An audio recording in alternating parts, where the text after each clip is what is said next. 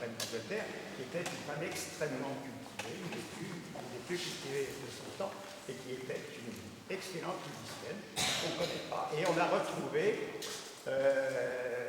quelques jours avant sa mort, en 1636. C'était d'ailleurs un 19 mai, c'est presque l'anniversaire. On a retrouvé dans sa cellule de la Tour de Londres un manuscrit avec une tablature de luth, donc une chanson qu'elle avait elle-même composée. Et, comme je vous disais tout à l'heure, et conformément aux mœurs de l'époque, on a repris nous-mêmes cette tablature de luth et on l'a transposée pour être chantable par notre ensemble. Et on s'est aperçu que sur le plan musical, l'accompagnement de luth sonnait comme des cloches. Et en fait, en réfléchissant, c'était le seul bruit qu'elle pouvait entendre, enfermée dans la tour de Londres, c'était le bruit des clochers, des centaines de clochers qui existaient à Londres. Donc, voilà, alors elle chante bien sûr sa mort qui va venir dans quelques jours. Et c'est une lamentation, mais en même temps, une lamentation, elle sait qu'elle va mourir, mais elle essaye de gagner sa sérénité. C'est « Oh, death, rock me asleep » « Ô mort, berce-moi dans mon sommeil ». Et à la fin de l'œuvre, 2 notes qui ont été reprises d'ailleurs dans l'ouverture d'Egmont par Beethoven, lorsque la hache du bourreau va trancher la tête d'Egmont, on entend 2 notes, papam, hein, c'est le geste, imaginez le geste. Et là, en fait, c'est Anne Boleyn qui avait inventé ce procédé. Vous allez voir que ça se termine brutalement, comme ça va de soi.